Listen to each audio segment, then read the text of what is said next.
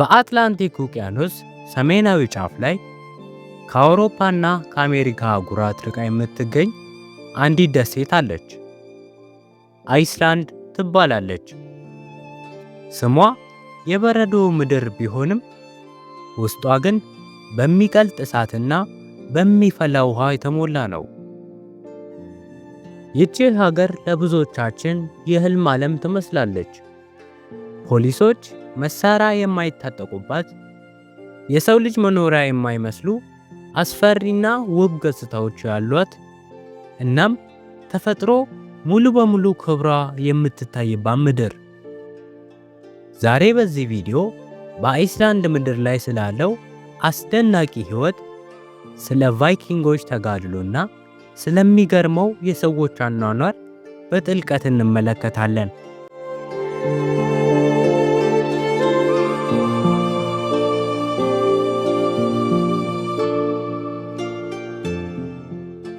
አይስላንድ የተፈጠረችው ከውቅያኖስ ወለል በወጣ የእሳተ ገሞራ ፍንዳታ ነው። ዛሬም ድረስ ምድሪቱ ገና እየተገነባች ያለች ትኩስ ሀገር ናት። ለዚህ ነው በየቦታው ፍል ውሃዎች የምናገኘው። የሚገርመው ነገር አይስላንድ ሚድ አትላንቲክ ሪጅ በሚባለው የሁለት አህጉራት ስፌት ላይ ነው ያለችው። በአንድ እግራችሁ አውሮፓ ላይ፣ በሌላኛው ደግሞ አሜሪካ ላይ መቆም ትችላላችሁ። ይህ መለያየት በየዓመቱ እየሰፋ በመሄዱ ሀገሪቱ በየጊዜው የመሬት መንቀጥቀጥ ያስተናግዳል። ነገር ግን አይስላንዳውያን ከዚህ ጋር መኖርን ተላምደዋል። መሬቱ ሲንቀጠቀጥ እነሱ ተፈጥሮ ሰላምታ እየሰጠችን ነው ይላሉ።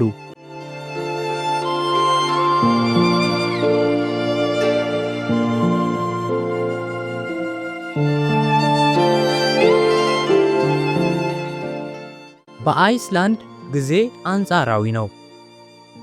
በክረምት ወራት ፀሐይ ለጥቂት ሰዓታት ብቻ ነው የምትወጣው። ቀሪው ጊዜ በሙሉ ጨለማ ነው። ነገር ግን ይህ ጨለማ ሌላ ውበት ይዞ ይመጣል። አውሮራ ወይም የሰሜን ብርሃን ሰማዩን በአረንጓዴና በሐምራዊ ቀለም ሲያጥለቀልቀው ማየት ከዚህ ዓለም ውጭ የመሆን ስሜት ይሰጣል። በጋ ሲመጣ ደግሞ ነገሩ ይገለበጣል። የእኩለ ሌሊት ፀሐይ ትወጣለች። ሰኔና ሐምሌ ወር ላይ ፀሐይ በጭራሽ አትጠልቅም። ሌሊት 6 ሰዓት ላይ ልክ እንደ ቀኑ 10 ሰዓት ብርሃን ይሆናል። ይህ ለጎብኚዎች ግራ የሚያጋባ ቢሆንም ለአይስላንዳውያን ግን የደስታና የሽርሽር ጊዜያቸው ነው።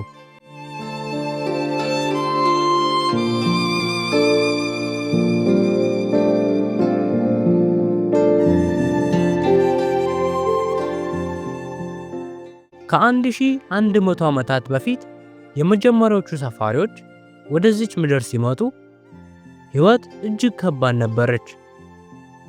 ዛፎች የሌሉባት፣ ቅዝቃዜ የማይቻልና ለእርሻ የማይመች ምድር። ነገር ግን የቫይኪንግ ደም ያላቸው እነዚህ ሰዎች ተስፋ አልቆረጡም። አይስላንዳውያን ለቋንቋቸው ያላቸው ፍቅር ልዩ ነው። ለምሳሌ እንደ ኮምፒውተር ወይም ስልክ ያሉ ቃላትን ከእንግሊዝኛ አይዋሱም። ይልቁንም ከጥንታዊ ቃላቶቻቸው አዲስ ቃል ይፈጥራሉ።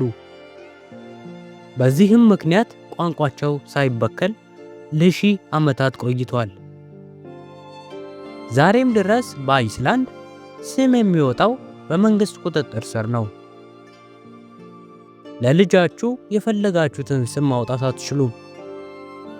ባህሉንና ቋንቋውን የጠበቀ መሆን አለበት።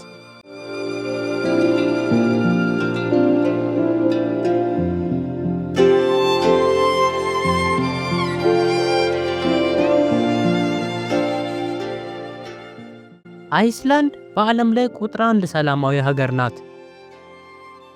ለዚህ ደግሞ ብዙ ምክንያቶች አሉ። አንደኛው በሰዎች መካከል ያለው የኢኮኖሚ ልዩነት በጣም ጠባብ ነው። ሁሉም እኩል ደረጃ ላይ ያለ ይመስላል። በመላው ሀገሪቱ አንድም የማክዶናልድ ቅርንጫፍ የለም። ሰዎች የራሳቸውን ምግብና ባህል ማክበር ይመርጣሉ። ሌላው የሚገርመው ወንጀል የለም ለማለት ይቻላል። ፖሊሶች በኢንስታግራም ገጻቸው ላይ አይስክሬም ሲበሉና ከሰዎች ጋር ሲሳሳቁ የሚያሳዩ ፎቶዎችን ነው የሚለቁት። ይህ ለብዙዎቻችን እንደ ተረት ቢሰማም በአይስላንድ ግን የየዕለት እውነታ ነው።